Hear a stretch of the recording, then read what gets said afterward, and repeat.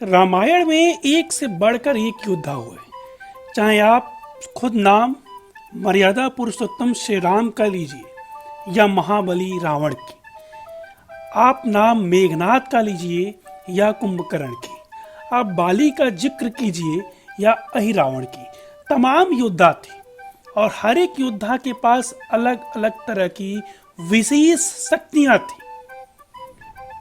आपको अंदाजा लगाना मुश्किल है कि रामायण में सबसे शक्तिशाली किरदार कौन सा था। तो आइए आपको बताने जा रहे हैं कौन था रामायण का सबसे शक्तिशाली किरदार।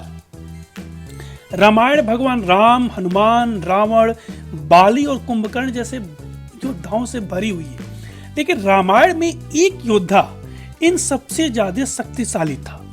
एक बार अगस्त मुनि जब अयोध्या आए तो उन्होंने प्रभु श्री राम को बताया कि रावण का पुत्र मेघनाद ही इस संग्राम का सबसे ताकतवर योद्धा था। आइए जानते हैं अगस्त मुनि ने ऐसा क्यों कहा, और यदि मेघनाद इतना ताकतवर था तो रावण युद्ध कैसे हार गया और मेघनाद फिर वीर गति को कैसे प्राप्त हो गए। ऐसा कहा जाता है कि रावण के घर ने जब पुत्र ने जन्म लिया तो उसके रोने की आवाज बिजली के कड़कने जैसी थी। यही कारण था कि रावण ने अपने बेटे का नाम मेघनाद रखा।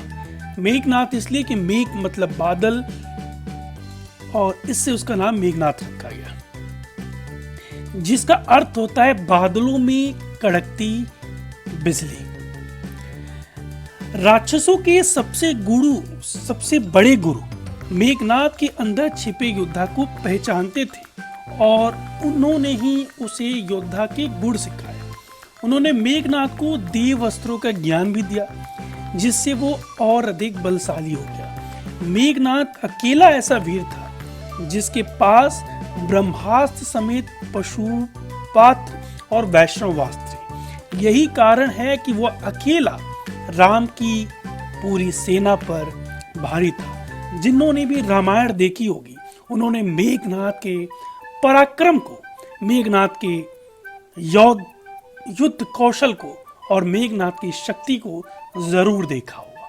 एक बार तो मेघनाद ने रामायण में युद्ध भूमि में लक्ष्मण को मूर्छित कर दिया था और फिर संजीवनी बूटी के द्वारा ही लक्ष्मण को वापस जीवित किया जा सकता।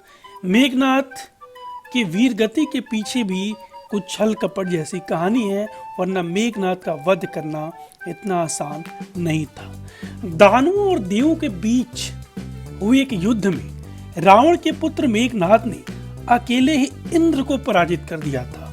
इंद्र को हराने के बाद उन्हें बंधक बनाकर अपने साथ ले आया।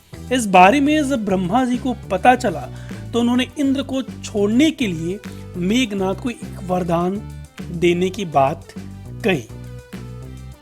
इंद्र को आजाद करने के लिए मेघनाद ने ब्रह्मा से सदा अमर रहने का वरदान मांगा। ब्रह्मा ने इससे इनकार कर दिया और उन्हें युद्ध में कभी परास्त ना होने का वरदान दिया। ब्रह्मा ने मेघनाद से कहा कि तुम्हें कभी कोई युद्ध में परास्त नहीं कर सकेगा, लेकिन हर युद्ध से पहले उसे अपनी पार्थयागिरी देवी के लिए यज्ञ करना होगा।